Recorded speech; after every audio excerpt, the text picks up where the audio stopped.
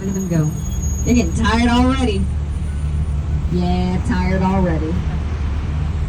You underestimate the degree when you go up the first time. You're like, yeah, I got this. And then you get like up flight number 3 or 4 and you're like, oh my goodness. All right, no, I got this. And then you get to the top and there's 5 more steps. And they are out of view from the bottom. So when you get up there, you're like, yeah, wait a minute. I feel duped. But that's how life goes sometimes, you know? Sometimes you think that you're done. And you go to celebrate, but there's still more steps. But it's important, even still, to celebrate, even when there are more steps, which is one of the things that we learned via the art at the Rocky statue. People don't go there for Rocky. People don't go there for themselves. People don't go to the Rocky statue to celebrate Rocky Balboa's great win. They go there to celebrate their great wins, their birthdays, their graduations, their weddings, their vacations, you know? It's about a conduit to joy. People throw their arms in the air, that's jubilation, you know? One arm, that's celebration. You don't want to tell everybody, but you're a little proud. It's important. Art is important. Art is how we have learned everything about each other as humans. That's why Philadelphia sometimes, occasionally, steals it. Not like steals it, but like Carmen Sandiego steals it, you know? Like steal it from the British Museum and put it back where it went, where it came from, you know, kind of steal it. Allegedly, in the case of the Barnes Foundation. Maybe the world's largest collection of postmodern art in the world was going to be underwater in a dead guy's house if we didn't go in there and take it, you know? And then who would see it if the world's largest collection of postmodern art was quite literally ruined underwater? No one. And then, would we have Bridgerton? You know? In order to have art, you have to have history. In order to have history, you have to have art. They're two sides of the same coin, and we are very much aware of that. Also, when you let people do their art, they share their snacks with you. And we learned that real early. That's how the Avenue of the Flags came to be. These flags, by the way, not decorative. Every single one is at least 30 human beings that live here in the city of Philadelphia, and there are over 200 of them. And these are just the UN and US recognized ones. These aren't all of our flags. One day, it'll be up to the kids to do all of the heavy lifting, which is why the Franklin Institute, to the right, is in perfect view of that giant cell phone up in the air to the left. And that is a cell phone. That building is shaped on purpose like a cell phone. We put it in direct view of the place that will have the most children in our city in it. And I do mean it. If you do not like other people's children, do not go to the Franklin Institute during the daytime. That is what is in there. It sees, and this is true, upwards of 10 million children a year. And that is because it is the premier science interactivity museum on the East Coast. It's also a tester museum, so we get, like everything else in Philadelphia, we're the experimental child. So they test everything on us first, and then they send it out into the world, because they know we'll be very brutally honest, you know? We're very simple-minded people. We like to do concrete-minded things, which is why that building is shaped like a cell phone. And it is shaped like a cell phone on purpose, okay? Comcast, just like every other building in the city, had 1% of their budget that they had to use for art, for the thing. So, they decided to build two of the quite literally the two new tallest buildings in our city. And when they came to town, we were like, we don't like your internet and we don't like your customer service, so what do you want? And they were like, we want to build 2 towers, and we know you have laws about art, so we're going to build a cell phone and a USB port. And we were like, it sounds like 2 rectangles, and we really don't want a repeat of the 80s, so they did manage to convince us, though. But I should start from the beginning.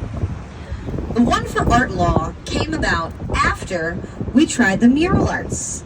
We tried the mural arts because we already had tried graffitiing everything, and that didn't seem to achieve the proper message. See, this is what happened. It was 1974, 1975-ish, and the city of Philadelphia was officially like a city of Philadelphia.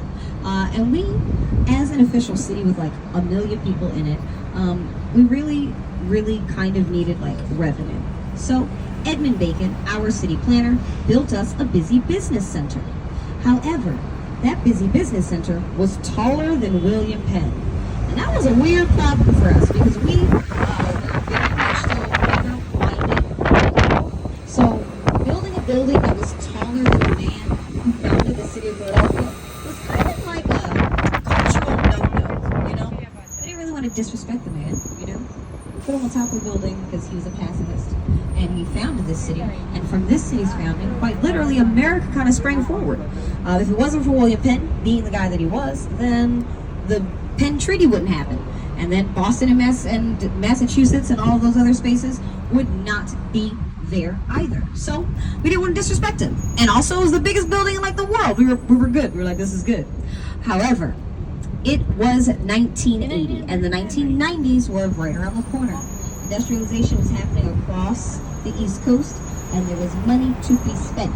So a business center and a business district had to emerge. We didn't like it.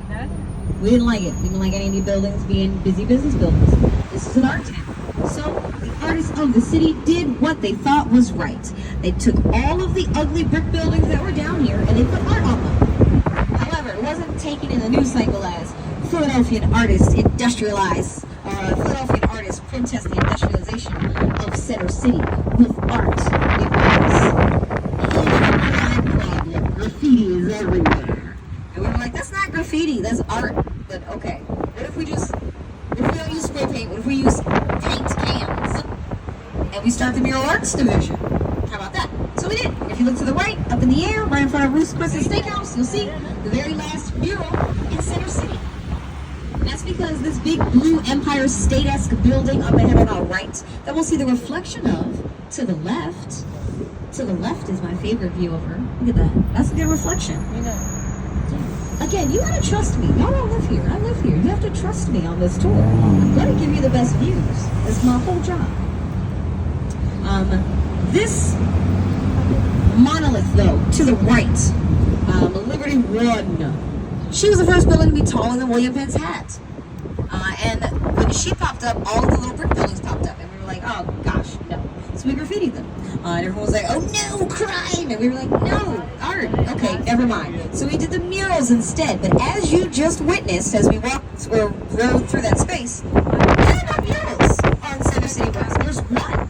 Everything else is made of glass. And that's because in the 90s, the corporations got very wise. They started making everything out of glass, so we could not put murals on it. But if you look around Center City, you'll still see lots of art and lots of glass art as well. Because now, 1% of your budget has to go to art. Can't get around it. We're going to make art in the city. We're not doing it just because. That big clothespin to the right, that is a landmark for you. That is Center City Station. That used to be the original Center City Station, the only place that you could get in and out of our subway spaces. That's why the clothespin is there. So you know, that's the linchpin to everything. Also, it stinks a little bit down there, so hold your nose, you know? Behind us, to the left up in the air, behind us to the left in the air, the last good view of Comcast One, the USB part. You can really see the top, the USB part. I kind of hate it still, not gonna lie. Only a little bit, but I do recognize the historical, cultural practices of it. Because there's always three. Kids aren't going to know what a cell phone or a USB are. One day, the 1900s is going to be true blue history. Like, no one alive is going to have been alive during the 1900s. And I know it's like, whoa, that's existential blue, but it's very true. That's how history happens, very quickly and rapidly. So we wanted to make sure something was going to be left behind in the city that made a genuine, like, impact. Technology moves quick, and Philadelphia's all